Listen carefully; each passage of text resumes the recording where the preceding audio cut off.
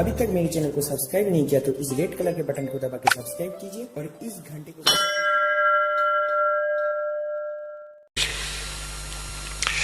एक अजाजिल नाम का एक साधक था।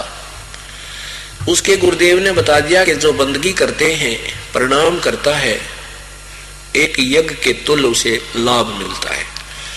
तो उसने अपने जीवन में 11 अरब बंदगी की।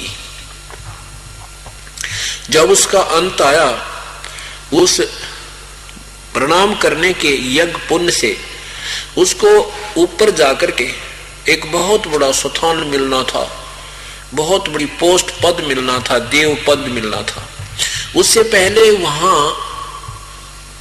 परीक्षा होती है भगवान के दरबार में। जो अब आपकी यहाँ पर जो तैयारी की करवाई जा रही है, तो यहां से जब आप जाओगे, ये ऊपर की कांचली तो यही रह जाएगी या कैंचली, और ये अंदर शरीर ऐसा ही है जो कहते हैं वो थोड़ा सा नूर का है, सूक्ष्म शरीर, उसमें ये प्राणी ऊपर जाओगा। और वहां जाकर के आपको ऐसे ही गुरुजी बैठे दिखेंगे और वहां पूरा सत्संग सा हो रहा होगा। तो वहां आपके जैसी रिहर्सल यहाँ अपना अभ्यास कर रखा है। किसी के मन में खोट है तो वो मनो का खोटने का नो कंप्यूटर में सामने आ जाएगा। वो प्रणाम करता है, किस भाव से करता है, कैसे दृष्टि रखता है, कोई ऊंच पटांग मन में ख्याल रखता है, किसी बुरी भली सोचता है, तो वहां भी उसको ऐसा ही उसका पूरा क्लियर आ जाएगा और फिर वहां वो मार खाएगा। यहाँ तो एक प्रैक्टिकल, यहाँ तो एक वैसे हो रहा है, एक आपस में ये तो ट्रायल मैच बोल रहे ना, वो है एक अभ्यास करवाया जा रहा है कि जैसी भावना आप यहाँ रखोगे ऐसी आपके साथ स्वभाव बनकर वहां ऊपर जाएगा। तो अजाजिल प्रणाम कर करके ऐसा स्थान पाने योग्य हो गया। भगवान विष्णु के लोक में पहुंचा और वहां विष्णु जी ने कहा कि अजाजिल आपने तो बहुत ज्यादा कमाई की, देखो तेरी लिस्ट मेरे पास आई है, कमाल कर रखा आपने तो। आप एक काम करो, एक व्यक्ति उत्पन्न कर दो। अजाजिल ने कहा कि भगवान मैं कैसे उत्पन्न करूं, मुझे बताओ। कि ऐसे कह दे नर भवय। उसने कहा कि नर भवय ऐसे कहते कि नौजवान लड़का सामने प्रकट हो गया। उसने प्रणाम किया,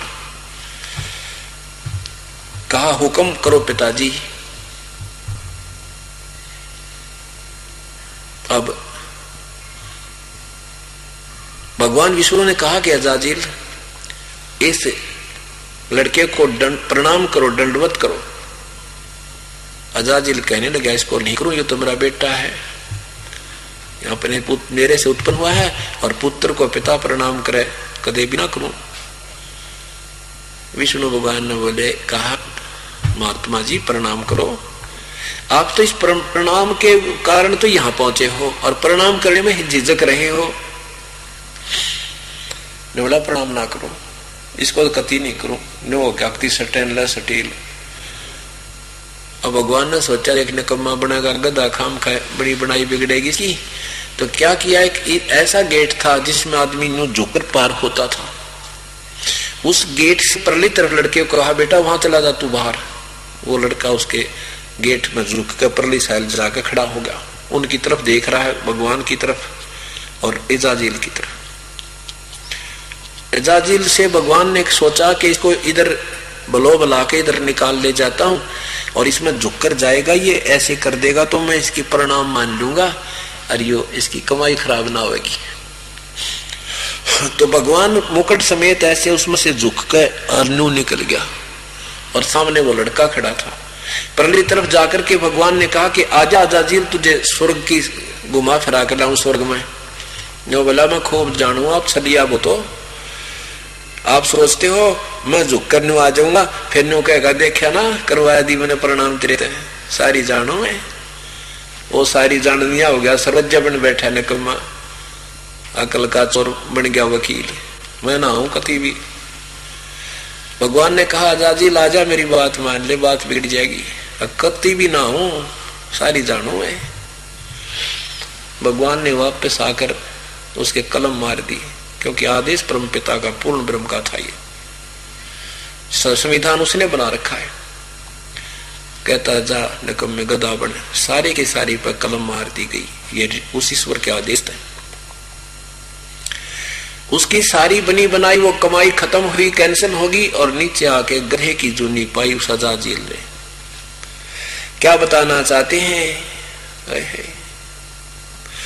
अजाजील बंदा ईरा न गया, धनी का सुखन सवाल मिथ्या कहा।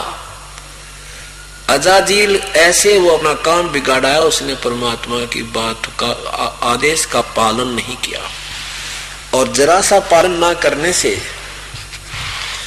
उसको उसका सारा काम बिगड़ गया। ऐसे ही जो गुरुदेव का आदेश नहीं मानेंगे, परमात्मा कहते हैं ये सोच लेना तुम्हारी सारी कमाई विनाश हो जाएगी।